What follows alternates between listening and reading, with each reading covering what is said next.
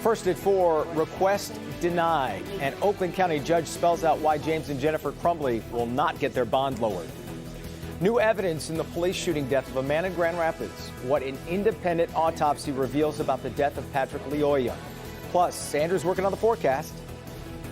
That's right, Jason. And guess what? It's not snowing. Temperatures, I know, on the chilly side. You want more? I've got it. A warm up is happening later this week as early as tomorrow. I'm tracking that for you first at 4. We'll introduce you to the high school senior whose debut children's book is sitting at #1 on the Amazon book list. You finally get that feeling that you're not truly alone.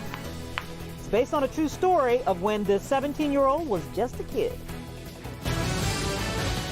Live from downtown Detroit, Local 4 News First at 4 starts now. Good to have you with us, everybody. I'm Jason Colthorpe in for Karen today. The parents of the suspect in the Oxford High School shooting did not get what they wanted in court today, but we did hear some key decisions in the case against them. Pamela Osborne in the newsroom for us. And Pam, James and Jennifer Crumbley were hoping to get closer to getting out of jail, but not going to happen. Good afternoon, Jason. That's right. The Crumbleys were hoping to get their bonds lowered from $500,000 apiece to $100,000. They'd been behind bars since December 4th and won't go to trial for months. Today's hearing started with James and Jennifer Crumbley both agreeing they'll continue to share legal representation. That's in spite of any concerns about a possible conflict of interest down the road. The Crumbleys are charged with involuntary manslaughter, accused of not doing enough to stop their son from launching a shooting spree at Oxford High School last November.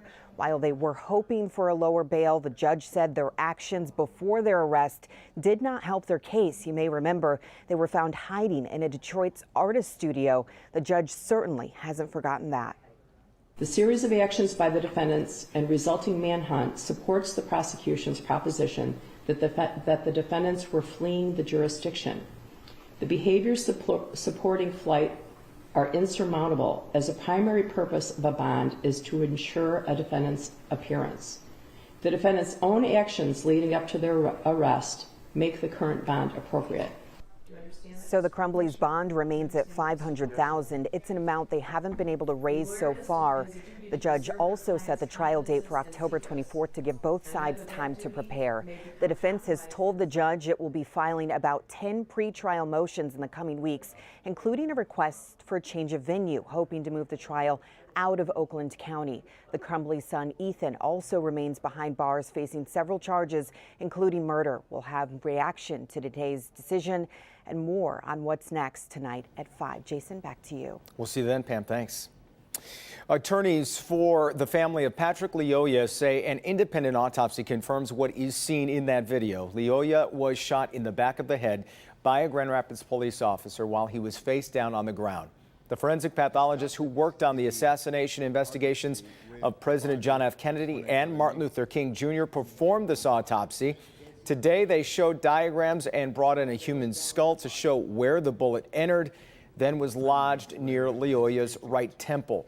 They say Lyoya was conscious when the officer pressed the gun against his head and fired following a struggle after Lyoya tried to run away on foot during a traffic stop earlier this month.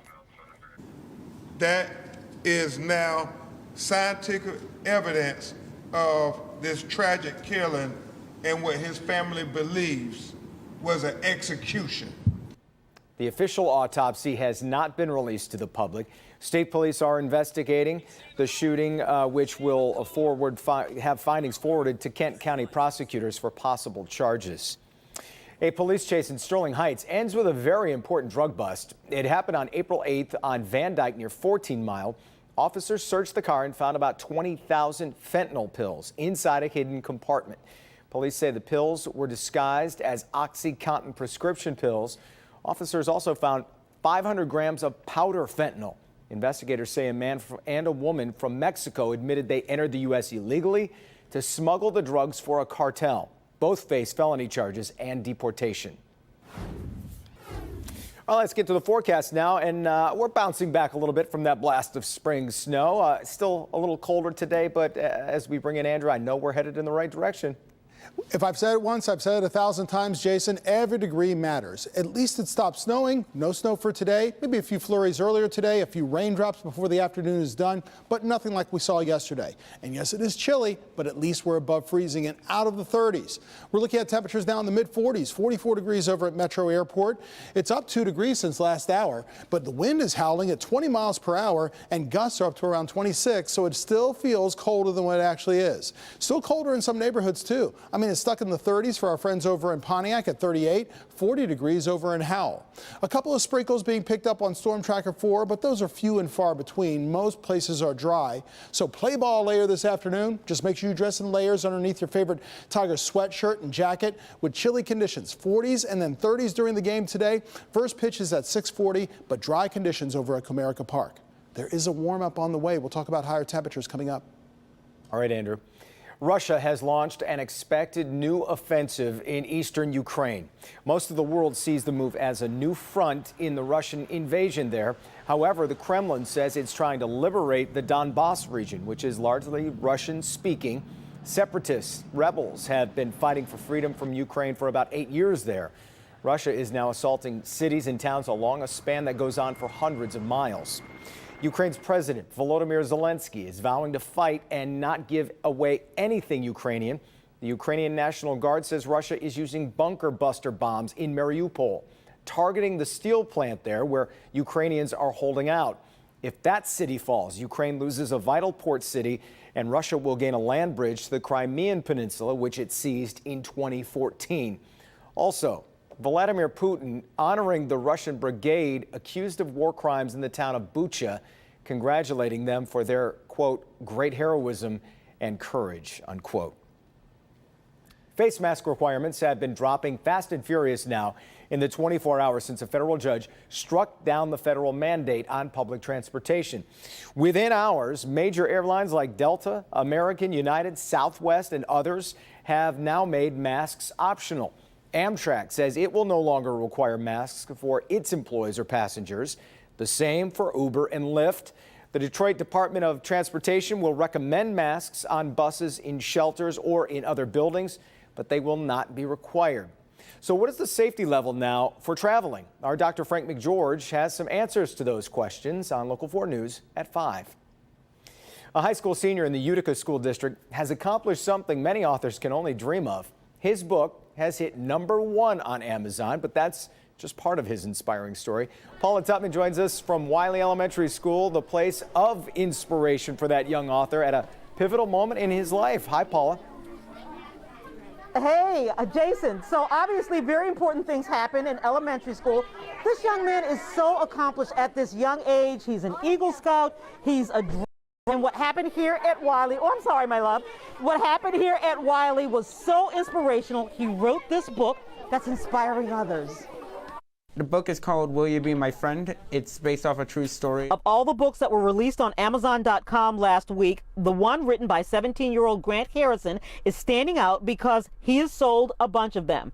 In his debut week, he is currently ranked as the #1 new release for his children's book. Miss Clyda, Grant's teacher, came into the room and said, "Good morning, class." A senior at Utica High School, the book retells the story of Grant when he was in elementary school. I struggle with Asperger's or autism in a way. So I have tons of anxiety. As you can see, it's kind of hard to make eye contact when I'm talking, all that stuff. And I've always been very fidgety, as you could probably also see here. We had a talent show here that's school-wide. When I was getting prepared for the talent show, it was kind of nerve-wracking.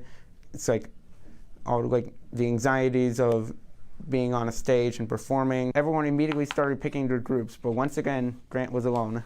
But that pivotal moment he met his first friend was so ingrained in his heart and soul, he wanted others to know about it. Hey Grant, this is Jessica. She is new to our class. I think that you two will work well together. Grant was too nervous to respond. He thought, what if she doesn't want to work with me? Jessica spoke up and said, "I would love to work with you, Grant. I'm super excited."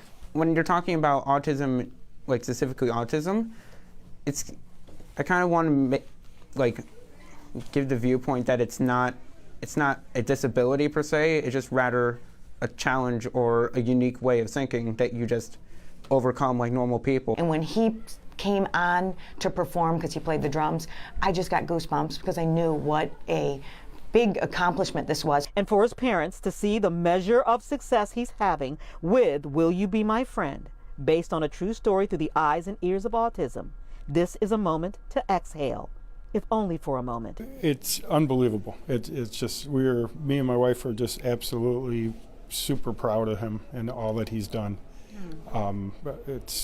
It's hard to describe. Grant shed tears of joy because this was the first time he felt like people finally saw him as someone more than just a kid who fidgets.